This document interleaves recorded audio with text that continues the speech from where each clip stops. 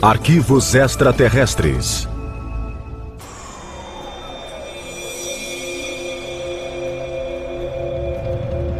(2 de outubro de 1997). O Irangê Holanda, capitão reformado da Força Aérea, estava em sua casa em Cabo Frio. O ex-piloto e paraquedista havia se aposentado em 1992. Desde então, ele lutava contra uma doença. O coronel Holanda sofria de depressão crônica desde o início da década de 90. Na minha opinião, esse quadro depressivo foi causado por experiências que ele teve na Amazônia há muito tempo.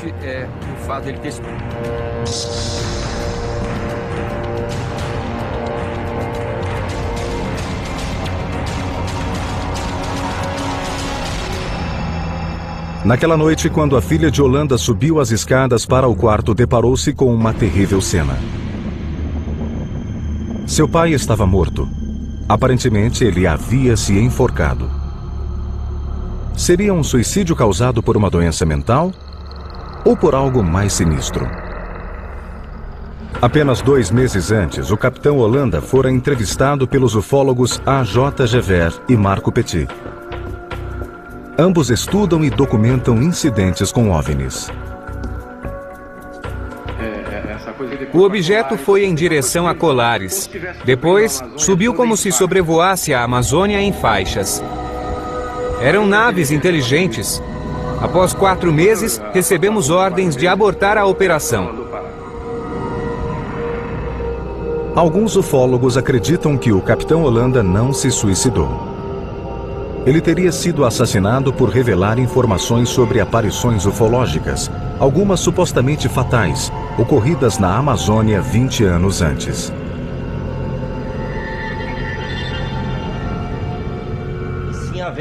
Ele foi testemunha como comandante da principal operação de pesquisa ufológica já feita no país. Coisas estranhas aconteceram e a Força Aérea não quis revelar. Eu não acredito em suicídio de forma alguma. A morte do Holanda, sem dúvida alguma, está conectada a acontecimentos extraordinários. Ele nos deixou uma mensagem muito clara. Estamos sendo visitados por OVNIs.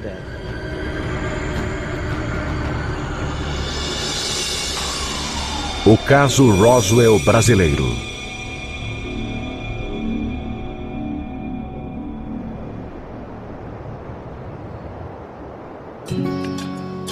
As aparições de OVNIs presenciadas pelo capitão Holanda tiveram início na ilha de Colares, na foz do rio Amazonas, no Brasil. Apesar de estar a apenas 2 horas da agitada cidade de Belém, Colares está anos distante em termos culturais e tecnológicos. São pessoas pobres, são pescadores e agricultores que levam uma vida muito pacata.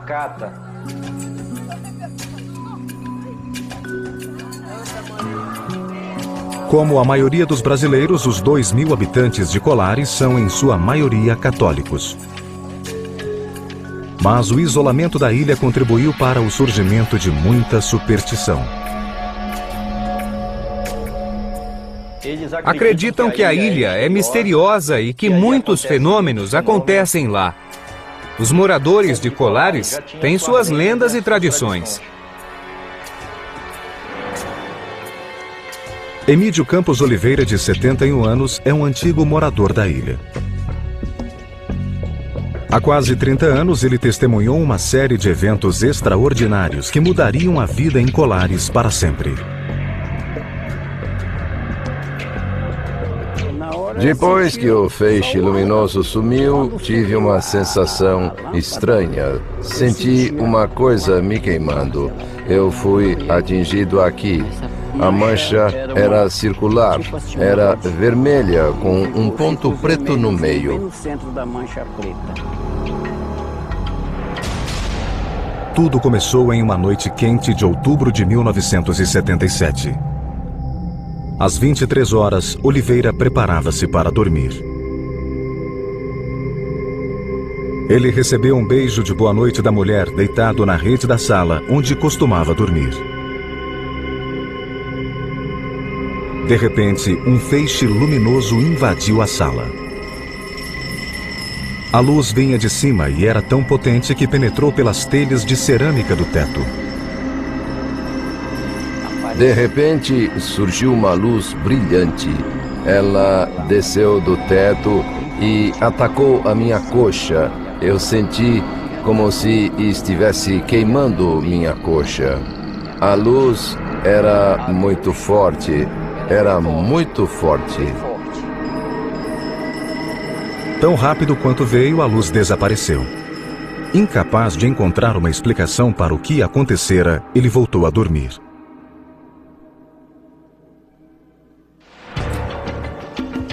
Dias depois, por volta das 20 horas, Orivaldo Malaquias Pinheiro, então com 24 anos, preparava-se para pescar com um amigo.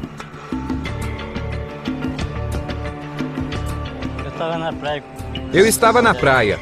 Jogamos a rede, mas não conseguimos pegar nada. Como não deu nada no lance que a gente deu. Então, puxamos a rede e começamos a procurar outro lugar para jogá-la e pegar alguns peixes. Os pescadores esperavam calmamente pelos peixes. De repente, o amigo de Pinheiro notou uma luz voando baixo pelos céus. Não havia barulho e nem cheiro. Meu amigo olhou para o mar e viu a luz se aproximando do horizonte em nossa direção. Ficamos assustados e fomos embora correndo. Os dois homens correram para a cidade. Em estado de pânico, contaram aos outros moradores o que haviam presenciado. Então perceberam que não eram os únicos a testemunharem estranhas aparições. Outras 12 pessoas afirmaram terem sido perseguidas, caçadas e atacadas pelas misteriosas luzes.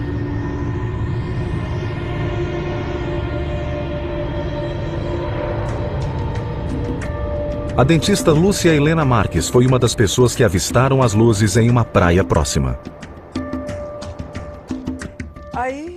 Estávamos todos no mercado e houve um alvoroço. Apareceu um objeto e todos correram para a praia. Vimos duas luzes fazendo manobras no ar. Quando uma luz acendia, a outra apagava. Continuaram fazendo aquilo como se sinalizassem algo. A luz vermelha acendia, depois a verde. As luzes vermelha e verde se alternavam e havia uma luz amarela no fundo. Então, simplesmente sumiram. Enquanto os moradores de Colares tentavam entender os acontecimentos, a 2 horas de distância, em Belém, o repórter Carlos Mendes, então com 25 anos, recebeu uma ligação em seu escritório. Recebi as primeiras informações pelo telefone através de pessoas ligadas à cidade. Pediram que o jornal fosse até lá, pois as pessoas estavam aterrorizadas com as aparições das luzes. Mendes, que trabalha no jornal O Estado do Pará, ligou para seu fotógrafo. Os dois homens foram para Colares na mesma noite.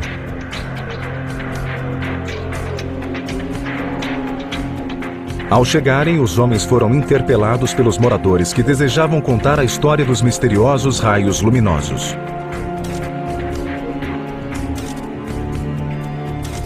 Alguns afirmavam terem sido feridos pelas luzes. Uma mulher estava em sua casa à noite quando de repente viu um clarão e percebeu que a luz brilhava sobre sua casa. O raio perfurou o teto e iluminou sua cama. A mulher contou que suas pernas e braços foram paralisados e no dia seguinte ela notou algo estranho em seu peito. Havia marcas em seu peito como se alguém o tivesse perfurado continuamente no mesmo local com um alfinete.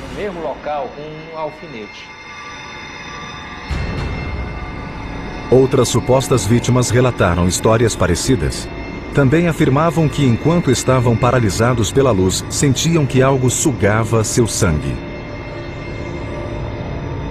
O repórter Carlos Mendes nunca viu a luz pessoalmente. Ele não sabia se as histórias eram verdadeiras, mas percebia que o terror da população era real. Pude sentir o medo daquelas pessoas humildes. Era um sinal de que algo terrível estava acontecendo. Nos 2 meses seguintes, as aparições aumentaram e a população entrou em pânico. Mais de 80 pessoas reportaram terem sido atacadas por raios de luz.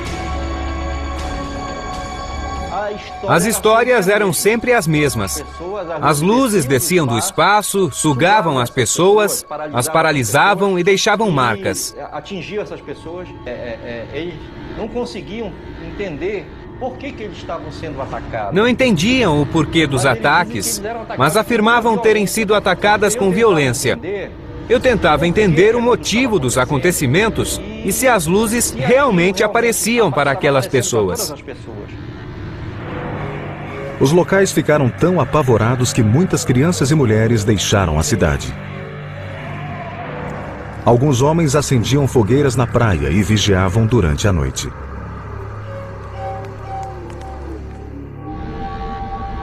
Outros se trancavam em casa com medo dos ataques.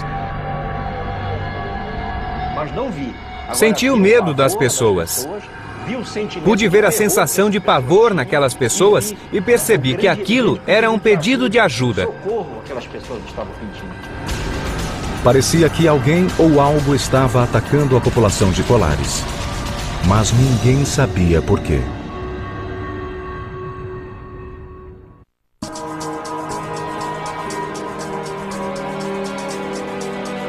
Setembro de 1977.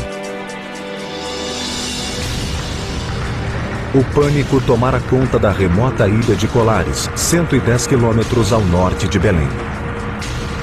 Dezenas de moradores afirmaram terem sido atacados por estranhas luzes emitidas por objetos não identificados nos céus. Na época, a doutora Velaide Carvalho, então com 24 anos, era a encarregada do posto de saúde local. Ela estava na ilha há apenas 6 meses. Naqueles últimos dias, a jovem médica viu um aumento no número de pacientes. Muitos declaravam terem sido feridos pelas misteriosas luzes. As pessoas não paravam de aparecer e comecei a me irritar, pois achava que era algum tipo de alucinação em massa, um delírio coletivo. Apareceram cada vez mais casos, mas permaneci cética, achando que todos haviam enlouquecido por alguma razão. Os sintomas examinados eram sempre os mesmos. Os pacientes exibiam queimaduras de radiação e estranhas marcas de perfuração. O médico Daniel Rebisso estudou os eventos de Colares. As marcas ficavam geralmente na altura do tórax. Havia marcas nos ombros, no peito, na coxa, na perna e geralmente as queimaduras eram pequenas. Não eram grandes, mediam no máximo 15 centímetros de diâmetro.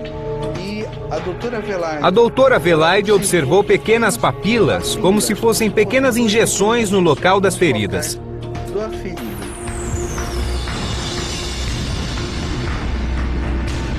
Segundo as vítimas, as queimaduras eram causadas quando a luz entrava em contato com a pele. Mas a jovem médica nunca vira feridas iguais àquelas. As marcas causadas pelas queimaduras ficavam pretas de repente, como se tivessem acontecido há 10 dias. Mas muitas vezes haviam sido feitas há apenas 10 minutos. Mas os casos mais graves ainda estavam por vir. Em setembro, ela examinou uma mulher cujos parentes afirmavam ter sido atacada dentro da própria casa por uma luz forte. Ela chegou carregada pelos familiares. Já estava tendo espasmos, como se estivesse sofrendo um ataque cardíaco.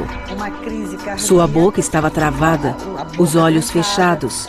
Ela não apresentava nenhum reflexo. Carvalho tentou estabilizar a condição da mulher, mas não havia sinal de melhora. Eu não podia fazer mais nada. A única coisa que podíamos fazer era colocá-la em um carro, pois não tínhamos ambulância, e levá-la até Belém. Carvalho esperou por novidades sobre o estado da mulher. 5 dias depois, surgiu outro caso grave.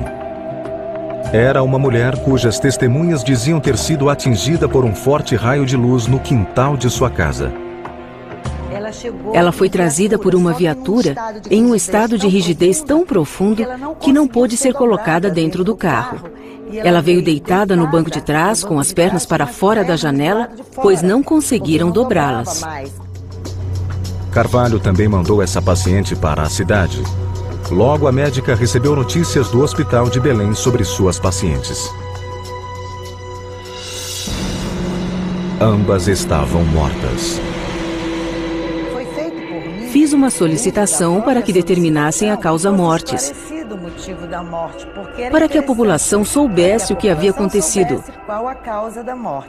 Mas a causa-mortes foi declarada como desconhecida. Carvalho não acreditava que sua paciente fora atacada por raios luminosos.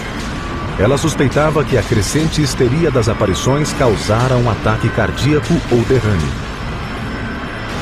Com o objetivo de acabar com o pânico, Carvalho e outros oficiais da cidade pediram ajuda ao prefeito.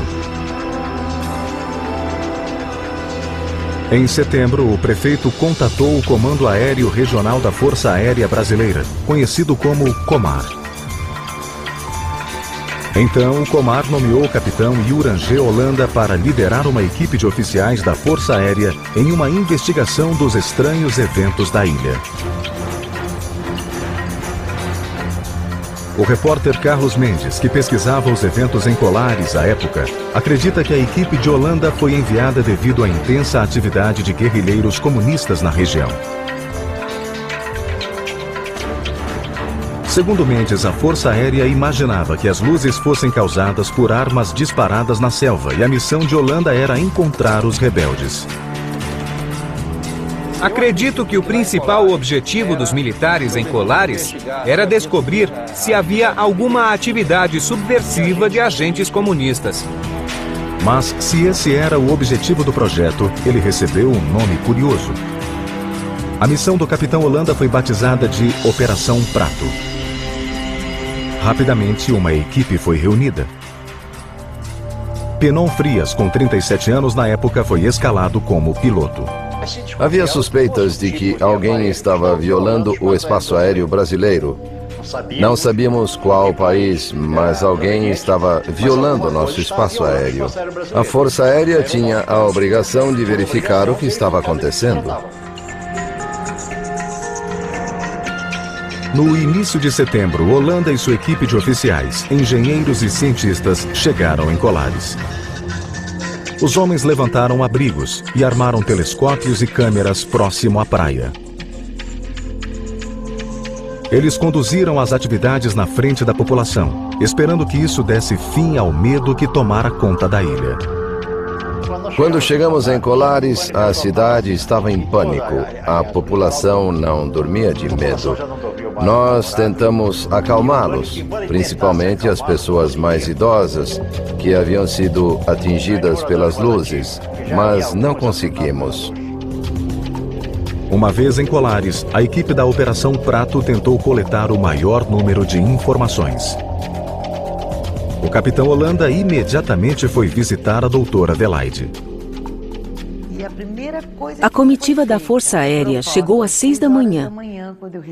E a primeira coisa que me propuseram foi que eu começasse a dizer à comunidade que os pacientes que chegavam até mim haviam sido vítimas de uma histeria coletiva.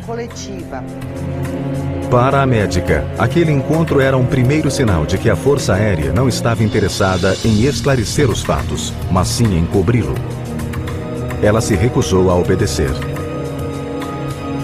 Eu não podia enganar toda uma comunidade que esperava tanto de mim. Principalmente apoio e credibilidade. Holanda também falou com testemunhas locais, incluindo Emídio Campos Oliveira, na época com 48 anos. Um morador que fora atingido na coxa pelo raio luminoso. Eles vieram me ver, fotografaram o local onde fui atingido. Os únicos que viram minha marca foram as pessoas da Força Aérea. Eles viram a minha marca. As aparições continuaram nos 4 meses seguintes. A equipe do capitão Holanda seguiu coletando informação das testemunhas e oficiais da cidade. O equipamento de vigilância funcionava 24 horas por dia. Mas a Força Aérea não revelou suas descobertas ao público. Quem acreditava que a Operação Prato ajudaria a revelar a verdade ficou desapontado. Em vez disso, alguns acreditavam que o caso seria acobertado.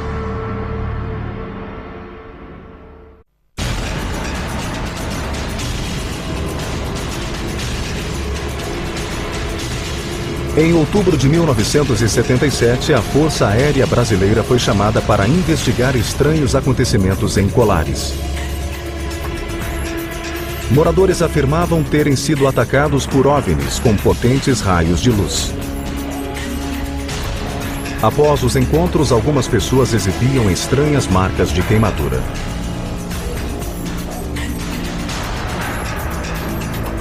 Duas mulheres haviam morrido. O projeto Operação Prato, sob comando do capitão Uirangê Holanda, coletava informações das misteriosas aparições. Os militares não levaram armas para Colares. Suas armas eram máquinas fotográficas, muitas máquinas fotográficas. Durante 4 meses, Holanda e seus homens tiraram fotos e fizeram desenhos.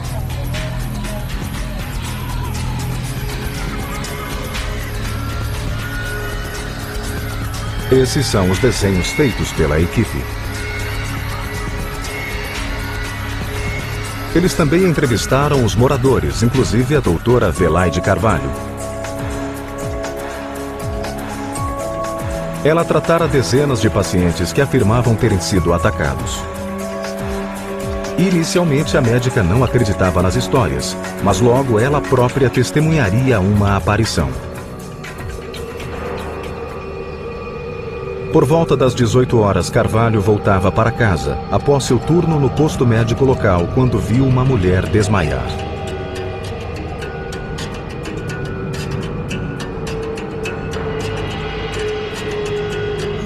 Olhei para cima e vi aquilo que eu recusava a acreditar. Eu achava que aquilo fosse delírio, loucura, invenção de pessoas em busca de atenção. Mas eu vi o objeto flutuando na altura de um prédio de 10 andares. O objeto era cilíndrico. Carvalho, de repente, sentiu-se paralisada pela visão. Não tinha cor de aço inoxidável, nem cor de prata. Era diferente de tudo que eu conhecia. Tinha uma cor nunca vista e se movia em círculos. Estava bem em cima de mim. Fazia movimentos circulares e voltava. De acordo com os relatos das testemunhas, naquele exato momento a Força Aérea captou um sinal no radar em uma praia próxima. Enquanto a equipe se preparava para focar suas câmeras e telescópios, o objeto desapareceu. Ele voltou-se para a baía e sumiu em direção ao mar. Holanda e sua equipe continuaram as investigações em Colares. Eles reuniram 500 fotos e 15 horas de filmagem, mostrando o que pareciam ser luzes brilhantes nos céus.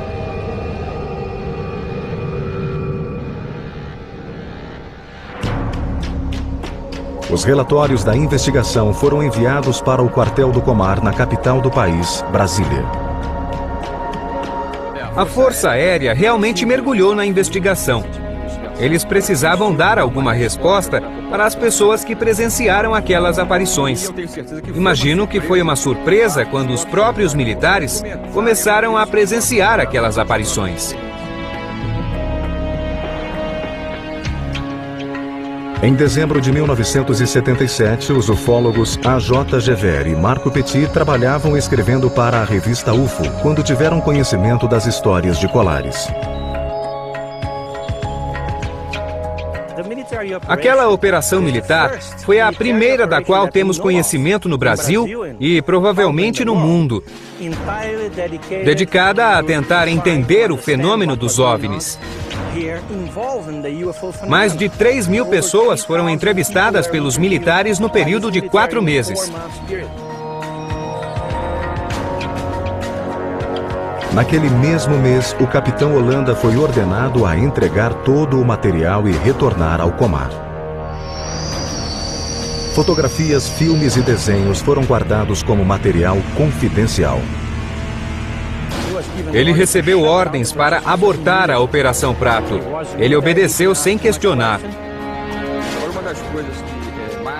Uma das coisas que mais chocou a mim e a meus colegas foi o fato de que em dezembro de 1977, quando as aparições tornaram-se mais frequentes, a operação foi cancelada.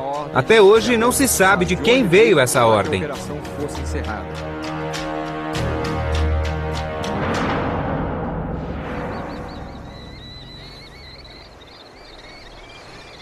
Nos meses seguintes, os relatos de estranhas aparições e ataques misteriosos diminuíram. Em pouco tempo, as histórias sobre as misteriosas luzes nos céus viraram uma lenda local. Nos 30 anos seguintes, a Operação Prato foi mantida em segredo. Mas o capitão Holanda não permaneceria em silêncio para sempre.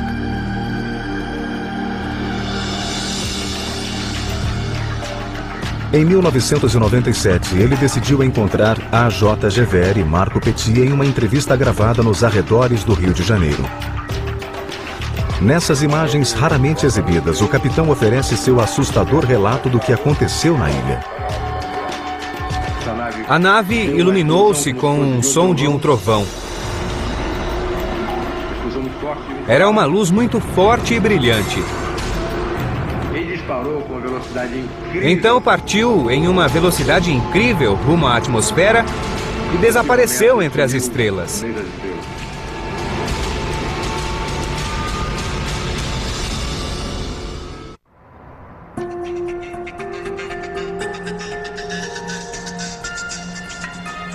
Em 1977, uma investigação da Força Aérea Brasileira chamada Operação Prato resultou em extenso relatório, mantido em segredo nos arquivos do governo por mais de 20 anos. Os arquivos continham 500 fotos e 3.000 entrevistas com testemunhas supostamente atacadas por luzes brilhantes vindas dos céus da ilha amazônica de Colares.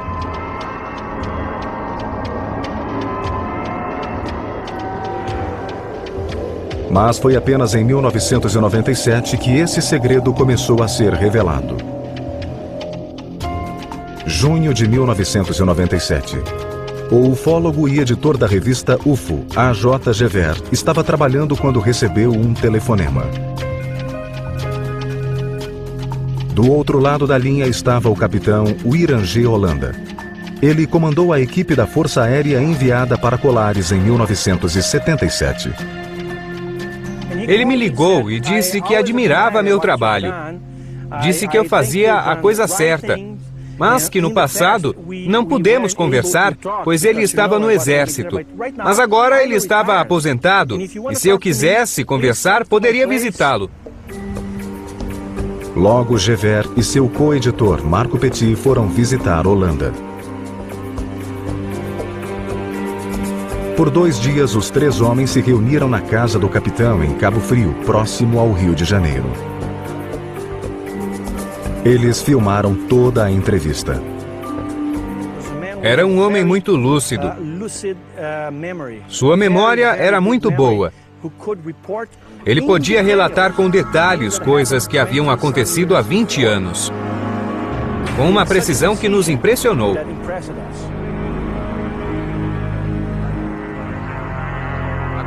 A parte mais importante, sem dúvida, é sua descrição dos encontros que ele teve com as naves. Ele ficou cara a cara com naves de até 100 metros de diâmetro e de vários formatos. Presenciou acontecimentos que poucas pessoas tiveram a oportunidade de testemunhar.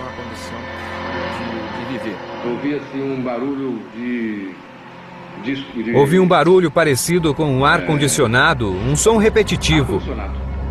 Aquele barulho surdo.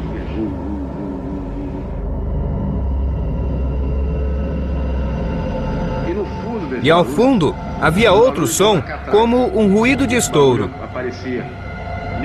Esse barulho vindo da nave era muito nítido.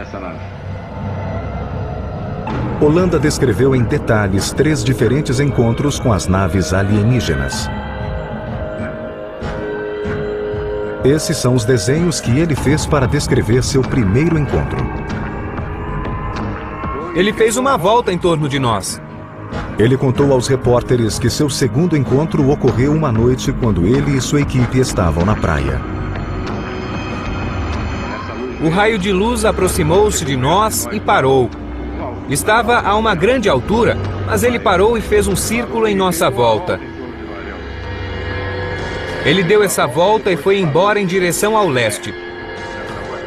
O capitão descreveu seu último e mais impressionante encontro. Ele relatou aos ufólogos que fora visitado por um humanoide de uma das naves enquanto dormia. Estava deitado na cama e, de repente, um clarão iluminou todo o quarto. Fiquei muito assustado. Ouvi um barulho estranho e, imediatamente depois, apareceu um ser atrás de mim, me agarrando. Foi uma situação muito estranha. O capitão descreveu o alienígena. O ser tinha mais ou menos 1,5 metros e vestia um traje semelhante ao de astronauta ou de mergulhador. A roupa era larga, não era colada ao corpo. Não cheguei a ver seu rosto, usava uma máscara cinza e não pude ver os detalhes. Não pude ver seus olhos ou qualquer outra coisa. Holanda também contou aos repórteres que o alienígena falou com ele. Estava muito assustado. E aquele bicho atrás me abraçando. Aquele ser estava atrás de mim, me apertando. E falou no meu ouvido em português. Então ele falou no meu ouvido em português, com uma voz robotizada como a de um computador. Uma voz de computador metalizada. Ele disse: "Fique calmo, não iremos machucá-lo. Não vamos te fazer nenhum mal." Depois disso, o alienígena desapareceu. Ele foi capaz de relatar os acontecimentos com uma precisão incrível. É possível perceber que havia uma variedade de objetos operando naquela área. Alguns objetos saíam da floresta, saíam por entre as árvores. Outros vinham do céu e alguns vinham do rio. Era incrível. O capitão fez outra declaração perturbadora. Ele mostrou aos ufólogos seu braço. Aparentemente, havia um objeto implantado debaixo da pele, que, segundo Holanda, foi implantado pelo alienígena durante o encontro. É flexível como plástico. Aqui, você aperta e ele aparece. Essa ponta aqui. Foi feito um raio-x? Sim, mas não mostrou nada. Em julho de 1997, a história de Holanda foi publicada pela revista UFO de Petit e Gever. Mas aqueles que esperavam que essa surpreendente revelação levasse a uma segunda investigação ficaram decepcionados. Em vez disso, iniciou-se um novo capítulo do mistério de Colares. Em 2 de outubro de 1997, o capitão Holanda foi encontrado morto. A causa oficial da morte foi asfixia. Mas havia dúvida se a morte fora acidental, suicídio ou mesmo assassinato.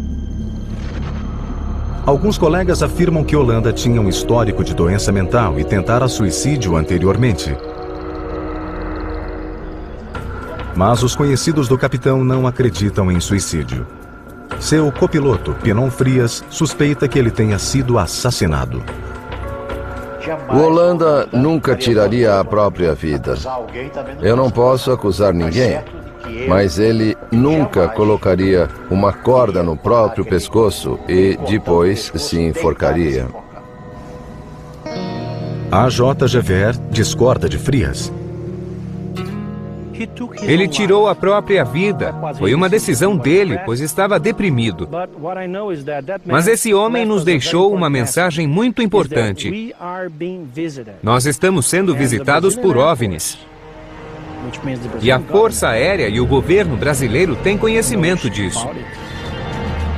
Em março de 2004, a J. Gever e Marco Petit decidiram agir. 6 anos após a morte do capitão, eles exigiram acesso ao relatório confidencial de Colares com uma campanha intitulada UFOS, Liberdade de Informação Já. Eu acredito, como ufólogo e cidadão brasileiro, que esse tipo de informação não deve ficar restrita aos quartéis e arquivos militares. A população precisa ter acesso a isso.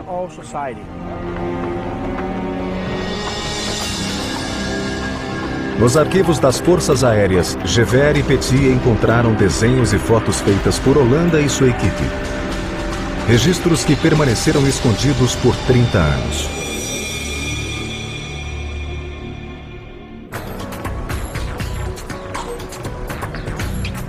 Em 20 de maio de 2005, os ufólogos brasileiros A.J. Gever e Marco Petit e outros investigadores de OVNIs chegaram no quartel da Força Aérea Brasileira para examinar documentos que o governo liberara após ser pressionado.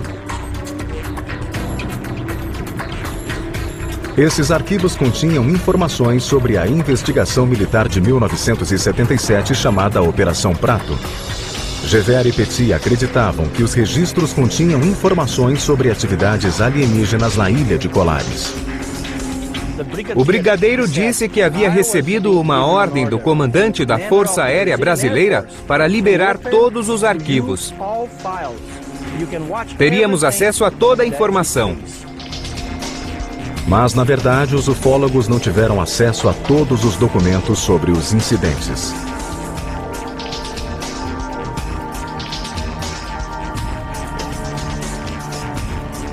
Essas são algumas fotos que foram examinadas. De mais de 2.000 páginas de texto, 500 fotografias e mais de 15 horas de filmagem, eles tiveram acesso a apenas 110 fotos e 200 documentos. O material era, ao mesmo tempo, iluminador e enigmático.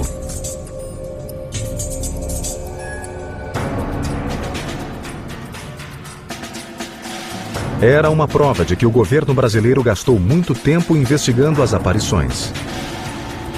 O material continha inúmeras declarações de testemunhas e mais detalhes do que os ufólogos imaginavam.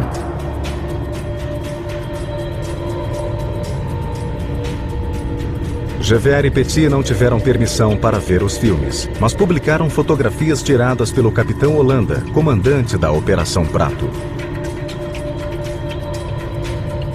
As fotografias em preto e branco revelam luzes brilhantes nos céus noturnos. Em ufologia, uma imagem não vale mais que 1000 palavras. É preciso analisar o relato da pessoa que tirou as fotos. O extenso relatório do capitão Holanda continha desenhos e descrições de seus supostos encontros com as naves alienígenas. Tivemos acesso a inúmeros documentos descrevendo os acontecimentos em detalhes. Havia desenhos que reconstruíam as aparições de OVNIs presenciadas pelos militares e pelos moradores da ilha. Os documentos descreviam diferentes tipos de aparições. Às vezes, os OVNIs se aproximavam das pessoas. Eles podiam diminuir de tamanho ou aumentar. Também podiam ficar mais iluminados. O relatório terminava descrevendo as queimaduras e picadas supostamente causadas pelas luzes, mas não provava se havia conexão entre os fatos.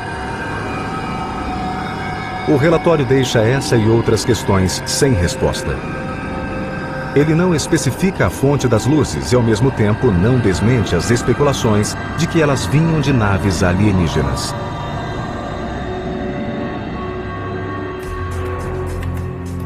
Hoje sabemos que uma explicação definitiva sobre as aparições de colares não virá do governo brasileiro. Oficialmente, a Força Aérea declara que, a respeito da Operação Prato, um relatório foi produzido com diversos depoimentos sem nenhuma base científica. Novas informações sobre o caso dependem do trabalho de investigadores independentes e ufólogos. O médico Daniel Rebisso tem estudado as aparições de colares desde 1985. Sua pesquisa teve início com uma tentativa de descobrir possíveis causas para as marcas de queimadura das vítimas. Havia uma suspeita de que pudesse ser um animal, talvez um morcego. Essa teoria foi descartada, pois quando morcegos vampiros mordem, eles deixam marcas circulares. É uma mordida e sangra muito. Não havia sangramento nesses casos. Rebisso também considerou a teoria de que as aparições de colares tenham sido um caso de alucinação em massa. Cogitou-se a possibilidade de alucinação em massa, que teria feito com que as próprias pessoas se machucassem, se arranhassem. Mas não foi isso que aconteceu. A pesquisa de Rebisso sugere que as feridas não foram feitas propositalmente. Parece que as pessoas sofreram uma radiação intensa que paralisou o sistema nervoso e a luz pode ter extraído algo. Rebisso também estudou possíveis fontes para a luz vista na ilha.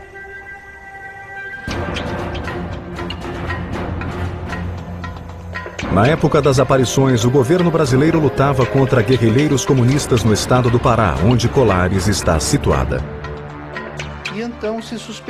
Havia suspeitas de que as luzes fossem armas utilizadas em manobras clandestinas pelos guerrilheiros. Um artifício para assustar a população e fazer com que armas e munição fossem enviadas para o estado do Pará. Apesar das suspeitas de atividades de guerrilheiros, o governo não negou nem confirmou essa hipótese. O repórter Carlos Mendes, que cobriu os eventos em Colares, não tem explicação para as estranhas luzes descritas pelos ilhéus. Mas ele acredita que o isolamento de Colares e a superstição dos moradores manteram vivas as histórias sobre aparições de OVNI. As pessoas ficaram chocadas, assustadas. Os moradores de Colares sempre conviveram com lendas do folclore. E isso é típico da região amazônica. O mistério permanece até hoje. O que eram os objetos nos céus de Colares? E por que as pessoas dizem terem sido vítimas dos raios luminosos? Acredito que esses seres extraíram material biológico, sangue provavelmente, para que pudessem criar vacinas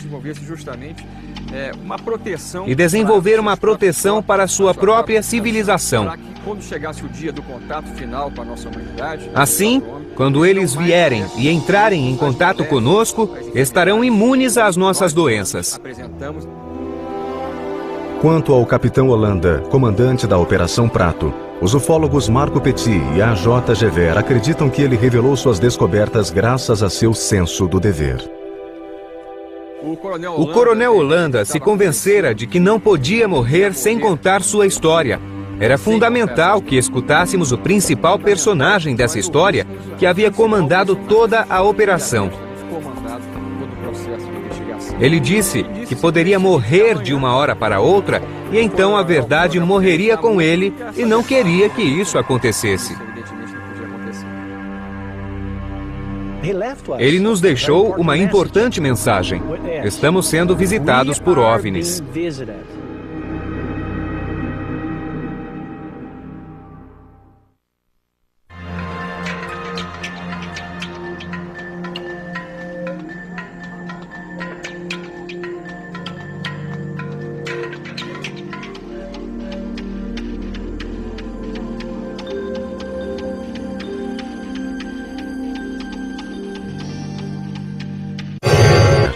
Mas aqueles que esperavam que essa surpreendente revelação levasse a uma segunda investigação ficaram decepcionados. Em vez disso, iniciou-se um novo capítulo do mistério de Colares. Em 2 de outubro de 1997, o capitão Holanda foi encontrado morto. A causa oficial da morte foi asfixia. Mas havia dúvida se a morte fora acidental, suicídio ou mesmo assassinato. Alguns colegas afirmam que Holanda tinha um histórico de doença mental e tentara suicídio anteriormente. Mas os conhecidos do capitão não acreditam em suicídio. Seu copiloto, Pinon Frias, suspeita que ele tenha sido assassinado. O Holanda nunca tiraria a própria vida. Eu não posso acusar ninguém, mas ele nunca colocaria uma corda no próprio pescoço e depois se enforcaria. A J. Gever discorda de Frias. Ele tirou a própria vida. Foi uma decisão dele, pois estava deprimido. Mas esse homem nos deixou uma mensagem muito importante. Nós estamos sendo visitados por OVNIs. E a Força Aérea e o governo brasileiro têm conhecimento disso. Em março de 2004, a J. Gever e Marco Petit decidiram agir. 6 anos após a morte do capitão, eles exigiram acesso ao relatório confidencial de Colares com uma campanha intitulada UFOs, Liberdade de Informação Já. Eu acredito, como ufólogo e cidadão brasileiro, que esse tipo de informação não deve ficar restrita aos quartéis e arquivos militares. A população precisa ter acesso a isso.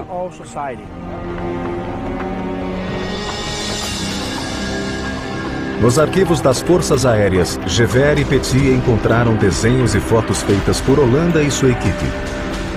Registros que permaneceram escondidos por 30 anos.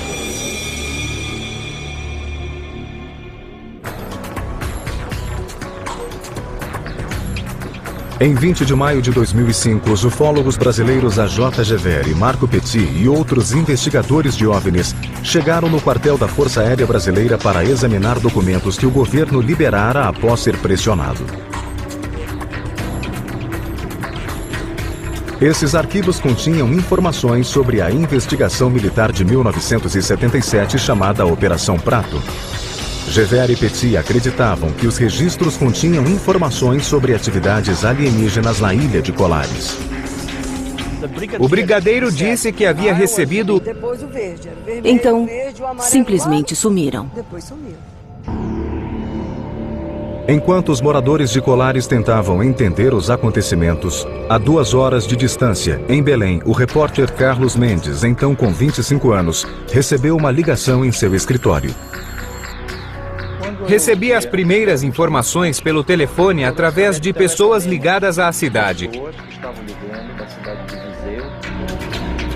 Pediram que o jornal fosse até lá, pois as pessoas estavam aterrorizadas com as aparições das luzes. Mendes, que trabalha no jornal O Estado do Pará, ligou para seu fotógrafo. Os 2 homens foram para Colares na mesma noite.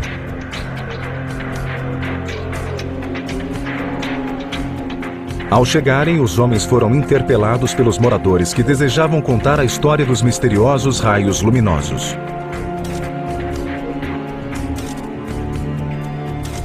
Alguns afirmavam terem sido feridos pelas luzes. Uma mulher estava em sua casa à noite quando de repente viu um clarão e percebeu que a luz brilhava sobre sua casa. O raio perfurou o teto e iluminou sua cama. A mulher contou que suas pernas e braços foram paralisados e no dia seguinte ela notou algo estranho em seu peito. Havia marcas em seu peito, como se alguém o tivesse perfurado continuamente no mesmo local com um alfinete.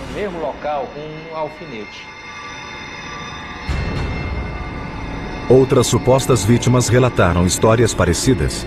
Também afirmavam que enquanto estavam paralisados pela luz, sentiam que algo sugava seu sangue. O repórter Carlos Mendes nunca viu a luz pessoalmente.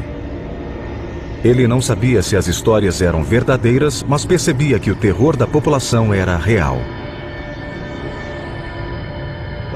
Pude sentir o medo daquelas pessoas humildes. Era um sinal de que algo terrível estava acontecendo. Nos 2 meses seguintes, as aparições aumentaram e a população entrou em pânico. Mais de 80 pessoas reportaram terem sido atacadas por raios de luz. As histórias eram sempre as mesmas. As luzes desciam do espaço, sugavam as pessoas, as paralisavam e deixavam marcas. Atingiam essas pessoas, eles não conseguiam entender por que eles estavam sendo atacados. Não entendiam o porquê dos ataques, mas afirmavam terem sido atacadas com violência. Segundo Mendes, a Força Aérea imaginava que as luzes fossem causadas por armas disparadas na selva e a missão de Holanda era encontrar os rebeldes. Acredito que o principal objetivo dos militares em Colares era descobrir se havia alguma atividade subversiva de agentes comunistas. Mas, se esse era o objetivo do projeto, ele recebeu um nome curioso. A missão do capitão Holanda foi batizada de Operação Prato. Rapidamente, uma equipe foi reunida. Penon Frias, com 37 anos na época, foi escalado como piloto. Havia suspeitas de que alguém estava violando o espaço aéreo brasileiro. Não sabíamos qual país, mas alguém estava violando nosso espaço aéreo. A Força Aérea tinha a obrigação de verificar o que estava acontecendo. No início de setembro, Holanda e sua equipe de oficiais, engenheiros e cientistas chegaram em Colares. Os homens levantaram abrigos e armaram telescópios e câmeras próximo à praia. Eles conduziram as atividades na frente da população, esperando que isso desse fim ao medo que tomara conta da ilha. Quando chegamos em Colares, a cidade estava em pânico. A população não dormia de medo. Nós tentamos acalmá-los, principalmente as pessoas mais idosas, que haviam sido atingidas pelas luzes, mas não conseguimos. Uma vez em Colares, a equipe da Operação Prato tentou coletar o maior número de informações. O capitão Holanda imediatamente foi visitar a doutora Adelaide. A comitiva da Força Aérea chegou às 6 da manhã. E a primeira coisa que me propuseram foi que eu começasse a dizer à comunidade que os pacientes que chegavam até mim haviam sido vítimas de uma histeria coletiva. Para a médica, aquele encontro era um primeiro sinal de que a Força Aérea não estava interessada em esclarecer os fatos, mas sim em cobri-lo. Ela se recusou a obedecer. Eu não podia enganar toda uma comunidade que esperava tanto de mim. Principalmente apoio e credibilidade. Holanda também falou com testemunhas locais, incluindo Emídio Campos Oliveira, na época com 48 anos. Um morador que fora atingido na coxa pelo raio luminoso. Eles vieram me ver, fotografaram o local onde fui atingido. Os únicos... A da Operação Prato resultou em extenso relatório, mantido em segredo nos arquivos do governo por mais de 20 anos. Os arquivos continham 500 fotos e 3.000 entrevistas com testemunhas supostamente atacadas por luzes brilhantes vindas dos céus da ilha amazônica de Colares.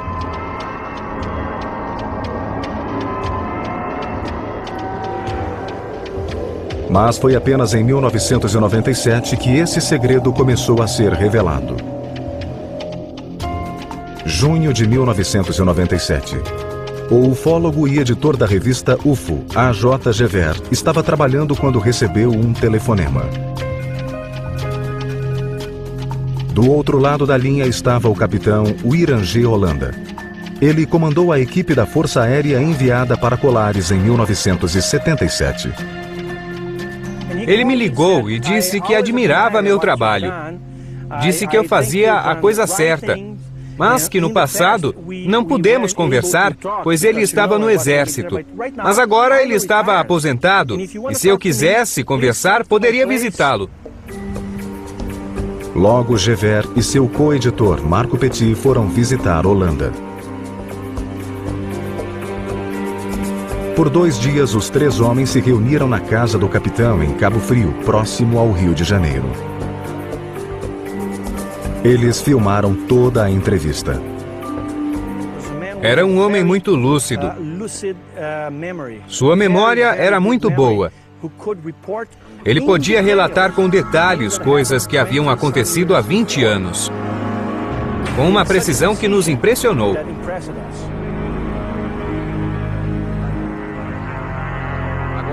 A parte mais importante, sem dúvida, é sua descrição dos encontros que ele teve com as naves. Ele ficou cara a cara com naves de até 100 metros de diâmetro e de vários formatos. Presenciou acontecimentos que poucas pessoas tiveram a oportunidade de testemunhar.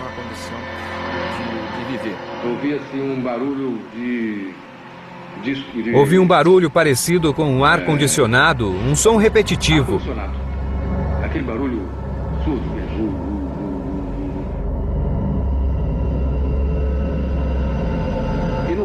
E ao fundo havia outro som, como um ruído de estouro. Esse barulho vindo da nave era muito nítido. Holanda descreveu em detalhes 3 diferentes encontros com as naves alienígenas. Esses são os desenhos que ele fez para descrever seu primeiro encontro. A luz se aproximando do horizonte em nossa direção. Ficamos assustados e fomos embora correndo. Os 2 homens correram para a cidade. Em estado de pânico, contaram aos outros moradores o que haviam presenciado. Então perceberam que não eram os únicos a testemunharem estranhas aparições. Outras 12 pessoas afirmaram terem sido perseguidas, caçadas e atacadas pelas misteriosas luzes.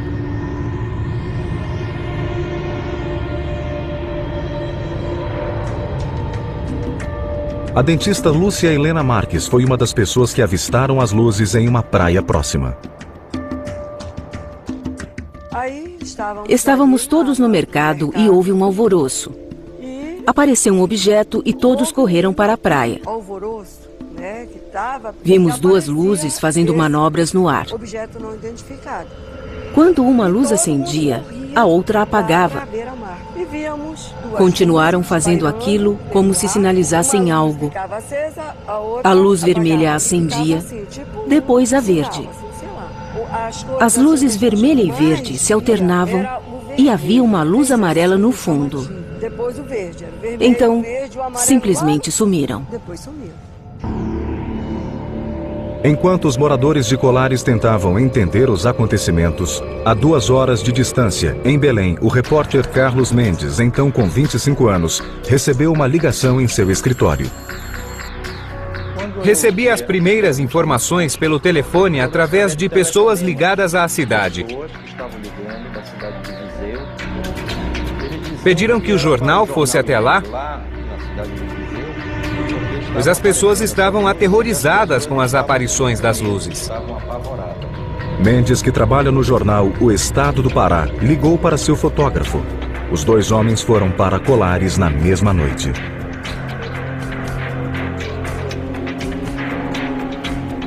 Ao chegarem, os homens foram interpelados pelos moradores que desejavam contar a história dos misteriosos raios luminosos.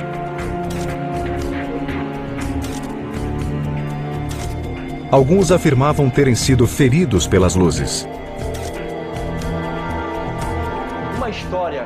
Uma mulher estava em sua casa à noite, quando de repente viu um clarão e percebeu que a luz brilhava sobre sua casa. O raio perfurou o teto e iluminou sua cama. A mulher contou que suas pernas e braços foram paralisados e no dia seguinte ela notou algo estranho em seu peito. Havia marcas em seu peito como se algo voando baixo pelos céus.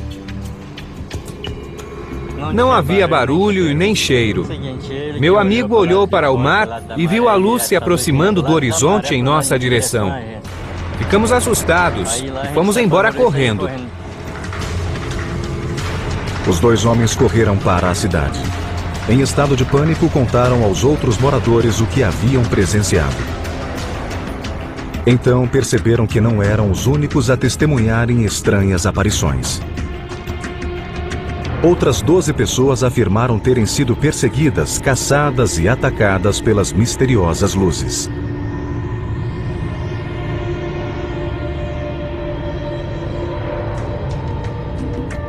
A dentista Lúcia Helena Marques foi uma das pessoas que avistaram as luzes em uma praia próxima. Estávamos todos no mercado e houve um alvoroço. Apareceu um objeto e todos correram para a praia. Vimos duas luzes fazendo manobras no ar. Quando uma luz acendia, a outra apagava. Continuaram fazendo aquilo como se sinalizassem algo. A luz vermelha acendia, depois a verde. As luzes vermelha e verde se alternavam e havia uma luz amarela no fundo. Então, simplesmente sumiram. Enquanto os moradores de Colares tentavam entender os acontecimentos, a 2 horas de distância, em Belém, o repórter Carlos Mendes, então com 25 anos, recebeu uma ligação em seu escritório. Recebi as primeiras informações pelo telefone através de pessoas ligadas à cidade. Pediram que o jornal fosse até lá, pois as pessoas estavam aterrorizadas com as aparições das luzes. Mendes, que trabalha no jornal O Estado do Pará, ligou para seu fotógrafo. Os dois homens foram para Colares na mesma noite.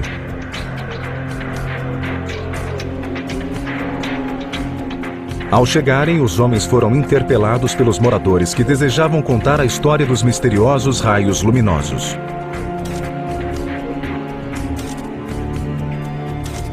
Alguns afirmavam terem sido feridos pelas luzes. Uma mulher estava em sua casa à noite quando de repente viu um clarão e percebeu que a luz brilhava sobre sua casa.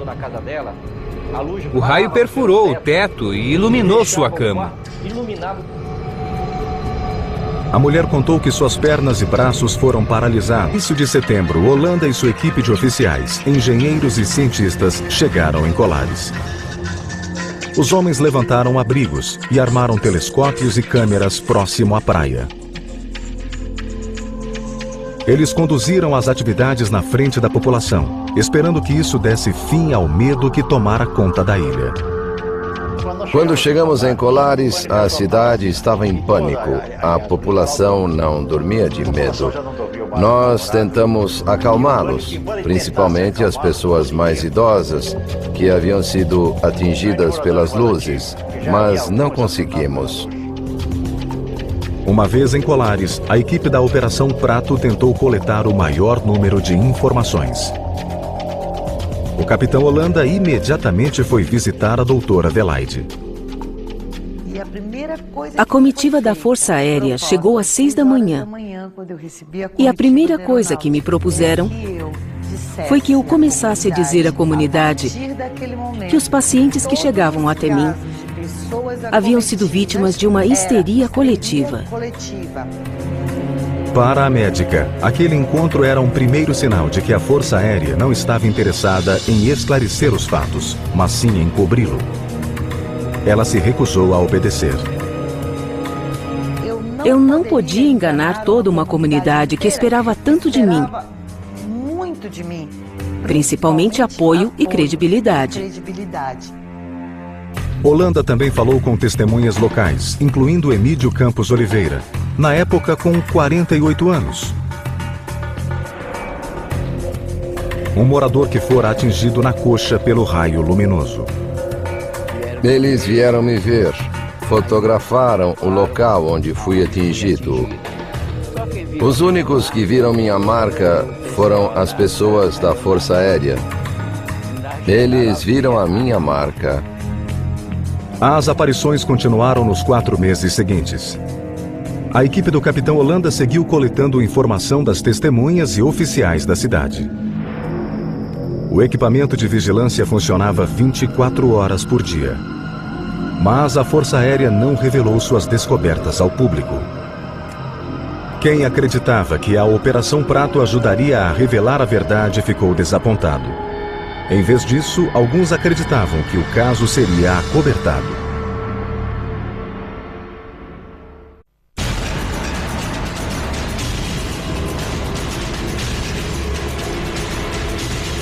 Em outubro de 1977, a Força Aérea Brasileira foi chamada para investigar estranhos acontecimentos em Colares. Moradores afirmavam terem sido atingidos com uma terrível cena. Seu pai estava morto. Aparentemente, ele havia se enforcado. Seria um suicídio causado por uma doença mental? Ou por algo mais sinistro? Apenas 2 meses antes, o Capitão Holanda fora entrevistado pelos ufólogos A.J. Gever e Marco Petit. Ambos estudam e documentam incidentes com OVNIs. O objeto foi em direção a Colares. Depois, subiu como se sobrevoasse a Amazônia em faixas. Eram naves inteligentes.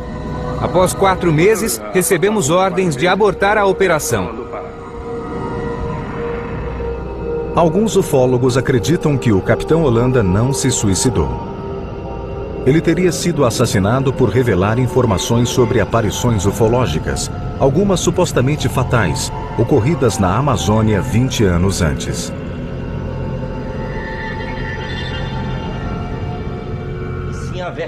Ele foi testemunha como comandante da principal operação de pesquisa ufológica já feita no país.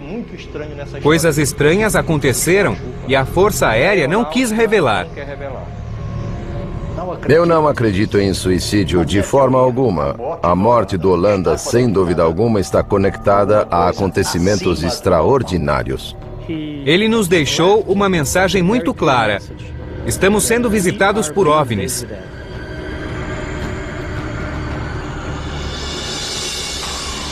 O caso Roswell brasileiro.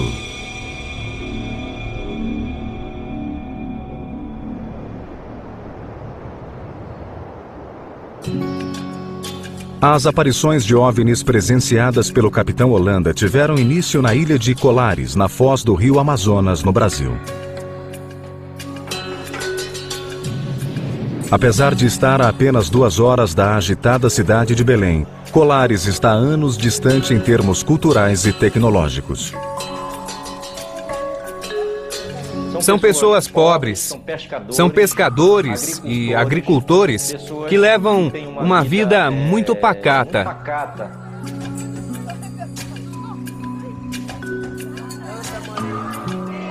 Como a maioria dos brasileiros, os 2.000 habitantes de Colares são, em sua maioria, católicos. Mas o isolamento da ilha contribuiu para o surgimento de muita superstição. Acreditam que a ilha é misteriosa e que muitos fenômenos acontecem lá. Os moradores de Colares têm suas lendas e tradições. Para dormir. Ele recebeu um beijo de boa noite da mulher deitado na rede da sala onde costumava dormir. De repente, um feixe luminoso invadiu a sala. A luz vinha de cima e era tão potente que penetrou pelas telhas de cerâmica do teto. De repente, surgiu uma luz brilhante. Ela desceu do teto e atacou a minha coxa. Eu senti como se estivesse queimando minha coxa. A luz era muito forte. Era muito forte. Tão rápido quanto veio, a luz desapareceu. Incapaz de encontrar uma explicação para o que acontecera, ele voltou a dormir.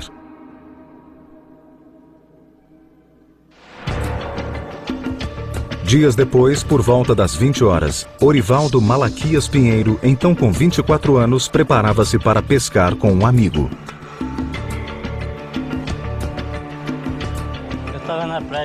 Eu estava na praia. Jogamos a rede, mas não conseguimos pegar nada. Então, puxamos a rede e começamos a procurar outro lugar para jogá-la e pegar alguns peixes. Os pescadores esperavam calmamente pelos peixes. De repente, o amigo de Pinheiro notou uma luz voando baixo pelos céus. Não havia barulho e nem cheiro. Meu amigo olhou para o mar e viu a luz se aproximando do horizonte em nossa direção. Ficamos assustados e fomos embora correndo. Os dois homens correram para a cidade. Em estado de pânico, contaram aos outros moradores o que haviam presenciado. Então perceberam que não eram os únicos a testemunharem estranhas aparições. Outras 12 pessoas afirmaram terem sido perseguidas, caçadas e atacadas pelas misteriosas luzes.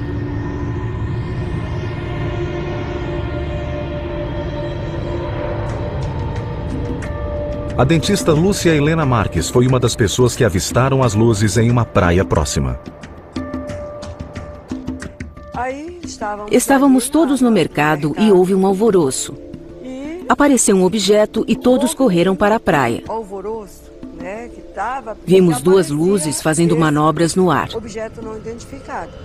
Quando uma luz acendia, a outra apagava. Continuaram fazendo aquilo como se sinalizassem algo. A luz vermelha acendia, depois a verde. Pois, por volta das 20 horas, Orivaldo Malaquias Pinheiro, então com 24 anos, preparava-se para pescar com um amigo.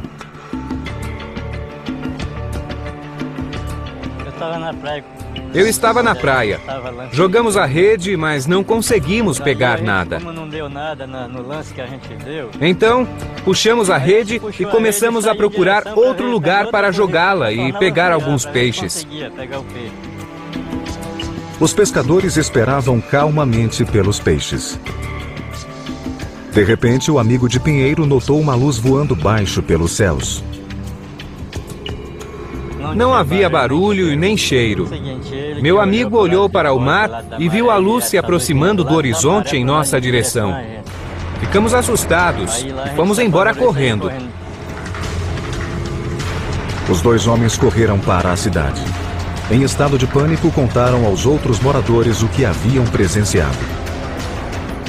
Então perceberam que não eram os únicos a testemunharem estranhas aparições.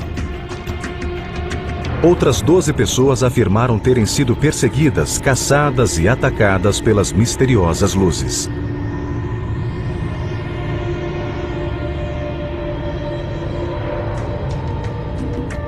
A dentista Lúcia Helena Marques foi uma das pessoas que avistaram as luzes em uma praia próxima. Estávamos todos no mercado e houve um alvoroço. Apareceu um objeto e todos correram para a praia. Vimos duas luzes fazendo manobras no ar. Quando uma luz acendia, a outra apagava. Continuaram fazendo aquilo como se sinalizassem algo. A luz vermelha acendia, depois a verde. As luzes vermelha e verde se alternavam e havia uma luz amarela no fundo. Então, simplesmente sumiram. Enquanto os moradores de Colares tentavam entender os acontecimentos, a 2 horas de distância, em Belém, o repórter Carlos Mendes, então com 25 anos, recebeu uma ligação em seu escritório. Recebi as primeiras informações pelo telefone através de pessoas ligadas à cidade.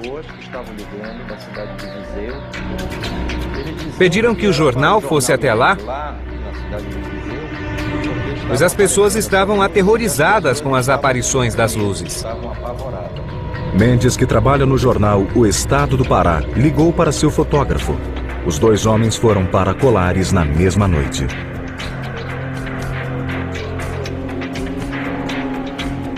Ao chegarem, os homens foram interpelados pelos moradores.